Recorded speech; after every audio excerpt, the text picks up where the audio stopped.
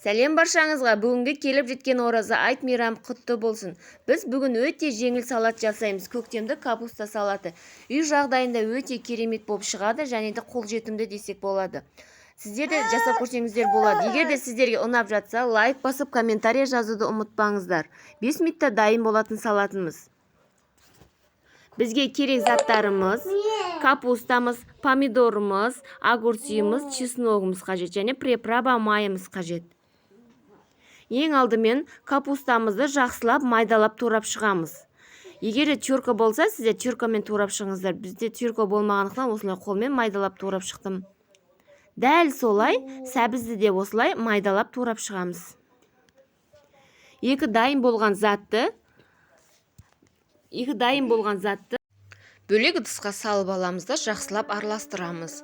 Енді бұның үстінен аз ғана шым-шым тұз салып, яғни дәміне қарай шым-шым тұз салып, көп салып жүрмеңіздер, өте ащы болып кетеді. Шым-шым тұз салып, оны жақсылап араластырып аламыз. Яғни біздің помидор, огурцымыз турап болғанға дейін бұлар өздерінің қалпына келіп дайын болып тұрады. Огурцымызды осылай турап аламыз, бірақ бұны шілей майда қылмаймыз, сәл ірілеу қылып тураймыз. Маған осылай тураған әдемі көрінді. Негізі майда турасақ та болады. Огурцты майда да турап аламыз. Енді помидорымыз тураймыз. Помидорымызды осы ірілеп, майда турасақ та болады, ірілеп турасақ та болады. Мен осы екі түрлі қылып турадым.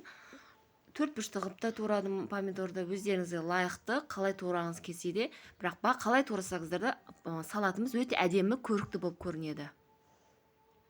Екеуін бір ыдысқа салып, енді дайын болып тұрған капуста мен сәбізге апарып жақсылап араластырып аламыз. Қасықтың көмегімен жақсылап араластырып аламыз.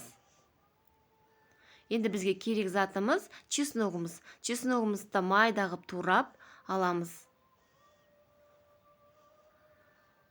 Өйткені ол чесногты ірі саламаймыз, өйткені ол тісімізге қатты болып тиіп қалады. Үлкендер жемағандықтан бұны майда қылып тураймыз. Дәмі де әдемі болып шығады. Чеснокты көп қоссаңыздар да болады. Мен 2-3 түгін ғана қостым.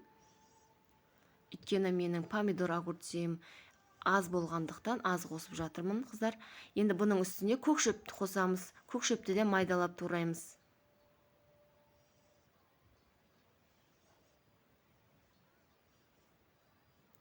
Көкшөпімізді турап болдық. Барлық заттарды бір келкі қылып жақсылап араластырып, оның үстіне приправамызды қосып, тағы бір қайтарымда араластырып аламыз да, бұның үстіне оливки майы болмаса, үйдегі кәдімгі сұйық майды да аздан құйсаңыздар болады.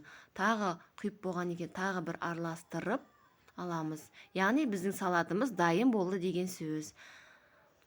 Біздің салатымыз өте дәмді болып дайын болды. Өзі көркіде әдемі болып тұр. Дастарханға қойсақ та өте керемет болады. Ең керектісі бұл біздің жеңіл салатымыз. Кешке таман жесек өте дәмді, яғни асты қортатын салат десек те болады. Сенімдемін, және де бұл қол жетімді. Тоңазытқышқа қандай заттар бар, сол керекті заттармен істей береміз. Бұған бір тағы жақсы жері майонез қосып араластырып жесек те болады. Бұл пп салат десек те болады. Маған майонез қосқан ұнамады, өзіме май қосып істеген ұнады. Сіздерге қайсы ұнайды, солай жасап көріңіздер. Сіздермен болған мен Ләззат.